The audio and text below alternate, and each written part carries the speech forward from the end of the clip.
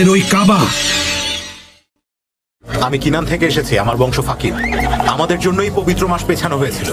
তোমার কি মনে হয় সেটা জানি না আমি? শুনুন হিসাম, আমরাই তারা যারা পবিত্র মাস 1 বছর পিছিয়েছিলাম, এবং আমরাই তারা যারা প্রথম থেকে প্রতিরোধ করেছিলাম। আমরাই সেই বংশ যারা কাবার জন্য জীবনও দিতে পারে। আপনি সেটা ভালো করেই জানেন। শোনেননি কায়েস পুত্র উমায়ের কথা? হজে যাওয়ার পথে তারা চিৎকার করে আর বলে, মাদ গোত্র জানে যে আমরা একটি সম্ভ্রান্ত গোত্র, আর অন্য সকল গোত্রের মধ্যে সবচেয়ে উচ্চ মর্যাদা সম্পন্ন। একমাত্র আমরাই সেই গোত্র যারা সঠিক পথে নিজেদের জীবন পরিচালনা করছি। আর একমাত্র আমরাই সেই গোত্র যারা হালাল আর হারাম সম্পর্কে সচেতন ছিলাম। আমি জানি সেটা কিনানি, কিন্তু তুমি ওই রাজাকে অনেক আগেই দিয়েছো। তুমি ওই কুরাইশ আর কিনানা বংশের মধ্যে এমন কিছু নিয়ে এসেছো যা এই গোত্ররা কখনোই চায় না। কেন? এমন কি কারণ আছে যার জন্য তুমি এটা করেছো বলো? আমি শুনেছিলাম রাজা আব্রাহা এই গির্জাটা নির্মাণ করছে এবং সে আরবীয়দের বাধ্য করবে সেখানে তীর্থ করতে। আমি এটা করেছি কারণ সে যেন বুঝতে পারে কাবাকে আমাদের মন থেকে মুছে ফেলা সম্ভব না। এখন তাড়াতাড়ি মক্কায় গিয়ে সবাইকে সাবধান করে দাও। আব্রাহার সৈন্যরা সবাইকে মারার আগে আরবকে বাঁচানোর এখন একটাই উপায় আছে। যাও, দাঁড়িয়ে আছো কেন? তুমি এখন তাড়াতাড়ি যাও।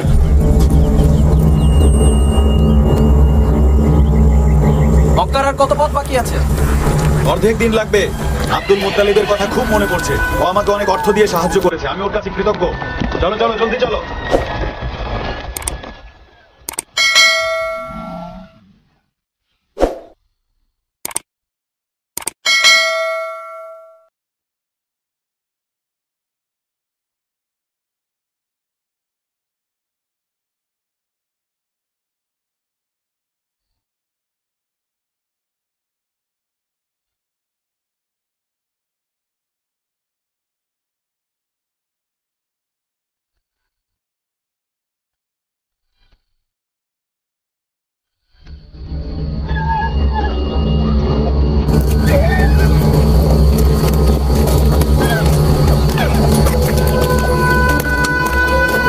কে তুমি?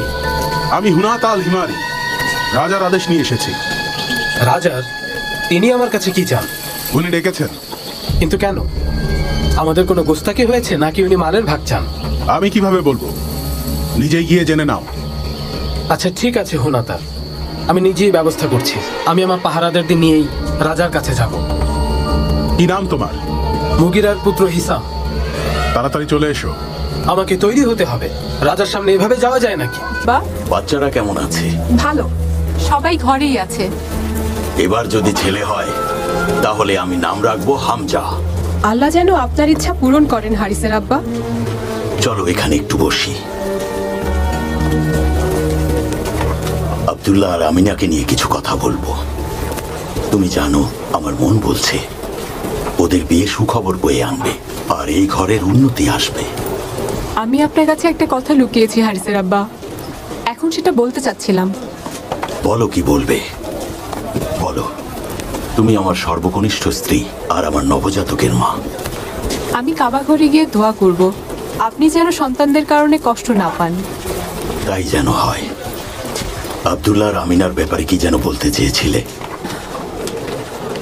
আমি বলতে চাচ্ছিলাম, আপনি তো জানেন রুকাইয়া আমার একজন কত ভালো বন্ধু। আমি ওকে খুব ভালোবাসি। কিছুদিন ধরেই ও একেবারেই বাড়ি থেকে বের হচ্ছিল না।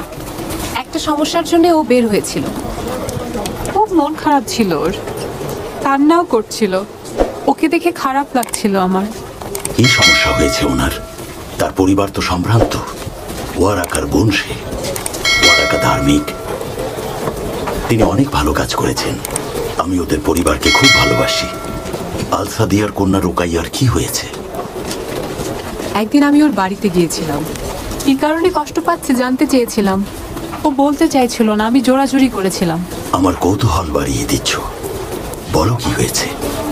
আমি পুরো কুরাইশ গোত্রের রোকেয়ার চেয়ে বেশি সুখী কাউকে দেখিনি। যখন আপনি আব্দুল্লাহর জন্য সৎকা দিচ্ছিলেন, তখন রোকেয়া কাবাঘরের দিকে গেল। আব্দুল্লাহর সুখবর না আসা পর্যন্ত ও কাবাঘরের পাশেই বসেছিল। খবরটা পেয়ে খুব খুশি ছিল।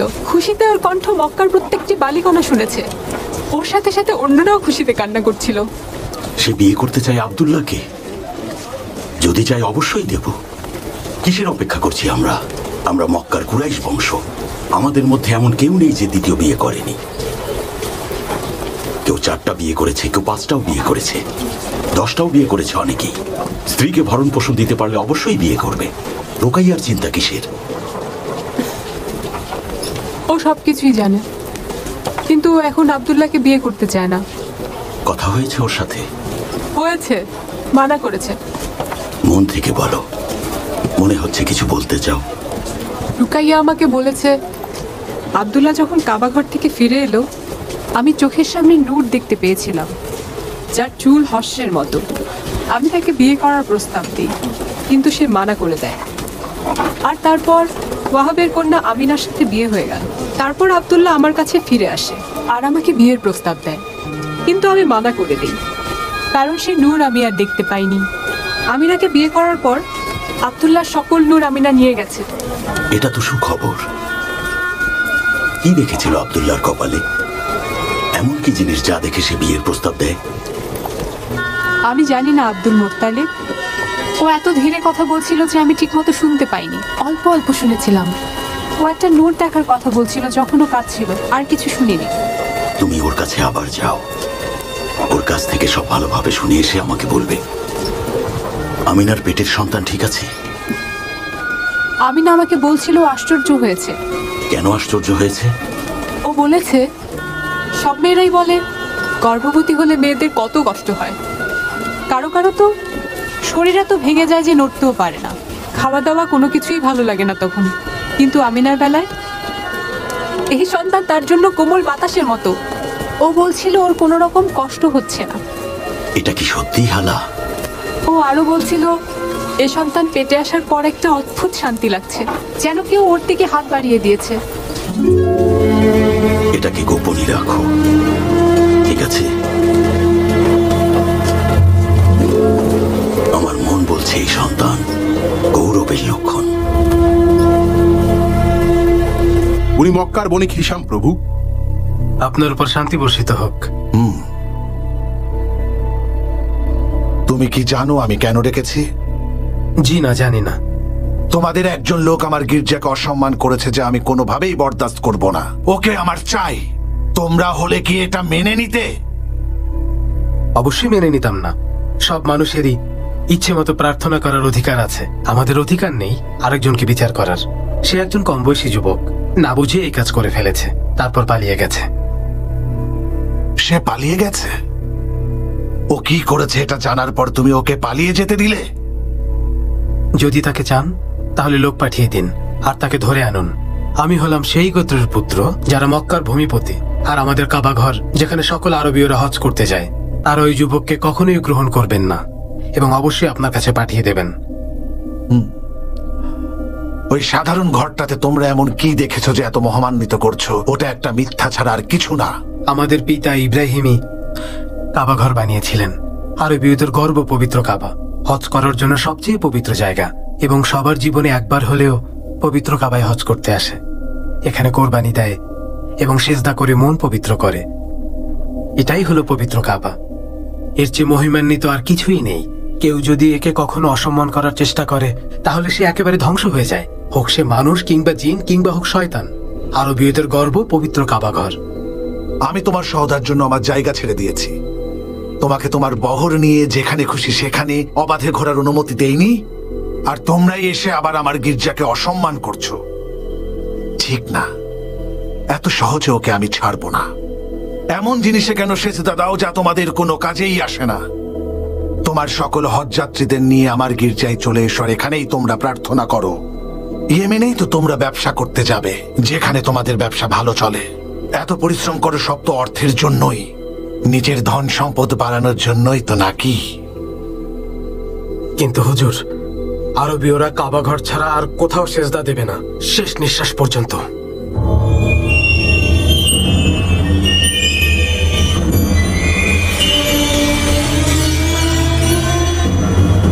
সৈন্য তৈরি করো। আপনার আদেশ। স্বাগতম আমার বন্ধু হিমায়রি। কতদিন পর দেখা হলো। খুব মনে পড়েছে তোমার কথা আব্দুল মুত্তালিব। বলো, ইথিওপিয়ানরা কি করছে তোমার ভূমিতে? ওরা রাজা হয়ে গেছে আর আমরা প্রজা। ইয়েমেনের ভাগ্য এখন ওদেরই হাতে, সৈন্য ওদের নিয়ন্ত্রণে। আমরা এখন শুধু ওদের হুকুমের গোলাম। খুব খারাপ। দোয়া করি দ্রুত সুদিন ফিরে আসুক। সবকিছুরই একটা শেষ আছে। আমাদের দাদা আমাদেরকে বলেছিলেন রাবিয়ার পুত্র নাসার, যে তাবাবিয়ার একজন রাজা ছিলেন, একদিন এমন এক স্বপ্ন দেখেন যা দেখে তিনি ভয় পেয়ে গিয়েছিলেন। এরপর তিনি সাতি আর সিকের কাছে একবার করে যান। তিনি সাতিকে গিয়ে তার খারাপ স্বপ্নের কথা বললেন আর বললেন স্বপ্নের অর্থ বলতে, কিন্তু রাজা তার স্বপ্নের কথা পুরোটা সাথীকে বলেননি। তখন সাথী তাকে বললেন, আপনি স্বপ্নে আগুনের ফুলকি দেখেছেন যা অন্ধকার থেকে আসছে এবং তিহামার ভূমিতে গিয়ে পড়ছে, আর সবাই সেখান থেকে তা তুলে তুলে খাচ্ছে। খুবই ভয়ঙ্কর স্বপ্ন। রাজা তখন বললেন, আপনি একদম ঠিক বলেছেন। এখন আমাকে বলুন এই স্বপ্নের অর্থ কি সাথী? তখন সাথী বললেন, একদল ইথিওপিয়ানরা এখানে এসে পৌঁছাবে এবং আবিয়ান ও জিরাসের মাঝখানের ভূমি দখল করবে এবং তারাই শাসন করবে। আর তারপর রাজা তাকে বললেন, আমাকে এবার বলুন এটা কখন হতে চলেছে? আমার শাসনকালে কি এটা হবে নাকি মৃত্যুর পরে? তারপর সাতিহ বললেন, আপনার শাসনকালের 60 থেকে 70 বছর পর এটা হবে। রাজা বললেন, তারা কি সবসময় থাকবে নাকি তাদেরও পতন হবে? তখন সাতিহ বললেন, 70 বছর পর তাদের পতন হবে। তাদেরকে মেরে ওই ভূমি থেকে সরিয়ে দেওয়া হবে। রাজা জিজ্ঞেস করলেন, তাদের পতনের পর কারা আসবে? উত্তর, থিয়াজানের পুত্র ইরাম। তিনি আদান থেকে আক্রমণ করবেন, শত্রুপক্ষের একজনকেও ইয়েমেনের ভূমিতে রাখবেন না। রাজা বললেন, তাহলে ইরামের শাসনই কি সেখানে বজায় থাকবে? সাতিহ বলেন, না, থাকবে না। রাজা বললেন, সর্বশেষ কে আসবেন? সাতিহ বললেন, একজন মহান নবী, যিনি হবেন সকল নবীর শ্রেষ্ঠ। রাজা বললেন, কোন গোত্র থেকে আসবেন তিনি? উত্তর, এমন একজন যিনি গালিবের, ফাহারের, মালিকের, নাধিরের, কিনানের পুত্র, যিনি জীবনের শেষ পর্যন্ত তার মানুষদের রাজা হয়ে থাকবেন। কি চমৎকার বর্ণনা! এমন নবী যিনি গালিব আর ফাহারের পুত্র। তোমাদের মধ্যেই কেউ আব্দুল মুত্তালিব। এরপর রাজা শেখের কাছে গেলেন, তিনিও তাকে একই কথা বললেন। শেখ তাকে বললেন, ইয়াজানের রাজত্ব শেষ হয়ে যাবে। আল্লাহর রাসূল মানুষের হক আদায় করবেন, তার দয়ায় পুরো মানবজাতির মুক্তি হবে। আল্লাহর রাসূলই বিচারের দিন পর্যন্ত রাজা হয়ে থাকবেন। রাজা জিজ্ঞেস করলেন, বিচারের দিন মানে? শেখ বললেন, বিচারের দিন হলো সেই দিন যেদিন সবাইকে মৃত্যুর পর জীবিত করা হবে এবং তার কর্মের জন্য প্রশ্নোত্তর করা হবে। তখন একটা ময়দানে সবাই সমবেত হবে। রাজা জিজ্ঞেস করলেন, আপনি সত্যি বলছেন?